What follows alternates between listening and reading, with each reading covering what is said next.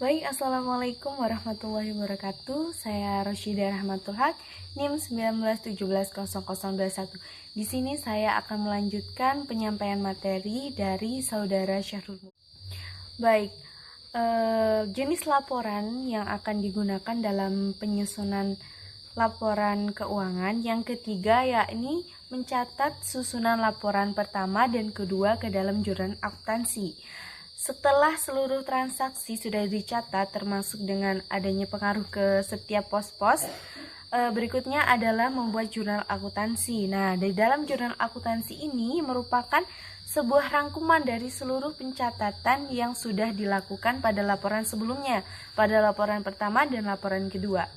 Selain itu, jurnal akuntansi ini juga ditulis berdasarkan setiap transaksi yang terjadi di suatu lembaga pendidikan dengan mencatat pos mana saja yang berpengaruh. Nah, sebagai contoh, jika suatu sekolah, suatu lembaga pendidikan mendapatkan total uang SPP selama 1 bulan sekitar 50 juta rupiah, maka jurnal akuntansi yang akan ditulis yakni pada pos debit bagian kas itu ditulis sebesar 50 juta.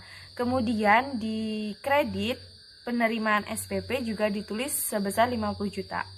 Nah, pembayaran SPP ini akan menyebabkan kenaikan dalam pos kas sehingga ditulis sebagai debit. Sedangkan ia akan mengurangi jumlah penerimaan SPP dalam 1 tahun. Jadi pada jurnal akuntansi seluruh transaksi yang terjadi dalam satuan waktu, misalkan dari 1 tahun, 1 bulan atau jangka waktu tertentu yang akan diinginkan dicatat dalam jurnal akuntansi.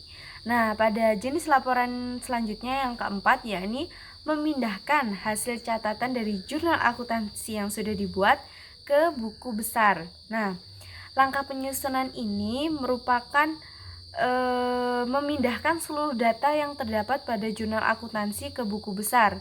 Buku besar ini sendiri merupakan kumpulan dari rekening-rekening yang berisi data mengenai saldo atau nilai transaksi berdasarkan periode tertentu. Misalkan 1 bulan, 1 tahun, 1 triwulan, atau 1 semester. Yang nantinya buku besar ini akan sangat berpengaruh dalam tahap pembuatan neraca saldo dan neraca percobaan. Oke, yang selanjutnya yakni laporan yang kelima, yaitu membuat daftar saldo, neraca saldo, dan setelah buku besar selesai dibuat, selanjutnya yaitu adalah membuat daftar saldo atau sering kita kenal dengan neraca saldo berdasarkan periode yang sudah ditentukan. Kemudian dalam pencatatan neraca saldo ini sangat berhubungan dengan buku besar. Oleh karena itu diharapkan dari teman-teman dari pelaporan ini penulisan dalam buku besar itu dibuat sejelas mungkin sehingga tidak membuat kesalahan, sehingga tidak menjadi masalah dalam penulisan atau penghitungan di neraca saldo. Nah, cara membuat neraca saldo yang paling mudah adalah dengan memosting masing-masing saldo dari setiap buku besar ke dalam neraca. Jadi pastikan buku besarnya ini jelas untuk data-datanya. Fungsi dari neraca saldo ini sendiri adalah untuk memeriksa bagaimana keluar masuk uang dalam laporan keuangan di lembaga pendidikan tersebut. Sebab dari kredit dan debit setiap posnya itu harus sama antara kredit dan debitnya. Sehingga kita benar-benar tahu bahwa uang yang dikeluarkan itu benar-benar digunakan sesuai pada mestinya. Jadi yang uangnya keluar itu kita tahu outputnya ini kemana, dipakai sebagai apa, seperti itu. Selanjutnya yakni jenis laporan yang ke-6, yaitu membuat penyesuaian terhadap pos tertentu di dalam laporan keuangan. Nah, dari proses ini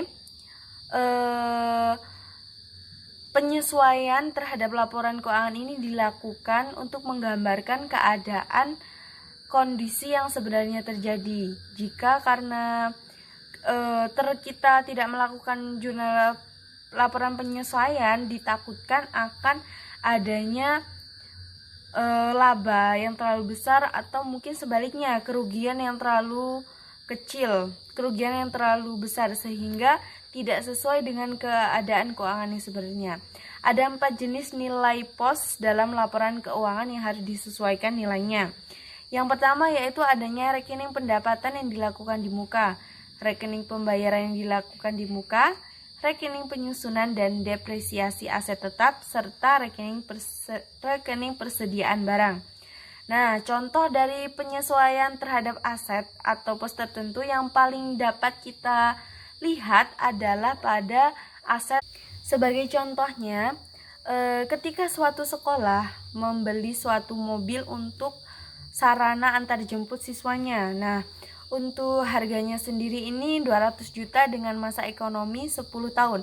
Maka dalam jurnal penyesuaian adalah ditulis harga mobil 200 juta, kemudian nilai residunya ada 50 juta dan masa ekonomisnya selama 10 tahun. Nah, nilai depresiasi itu jumlah dari 200 juta dikurangi dengan 50 juta dibagi 8 dan dibagi 12, maka hasilnya adalah Rp1.562.500. Perlu diketahui dari hasil jurnal penyelesaian tersebut berarti nilai penyusutan aset dari mobil operasional yang diberi oleh sekolahan tersebut adalah Rp1.562.500 dari setiap bulannya. Nah, catatan ini harus dimasukkan dalam pos aset agar kita mengetahui nilai dari aset yang dimiliki itu sesuai atau tidak. Nah, ini dia proses yang terakhir yaitu adanya menyusun laporan keuangan secara lengkap.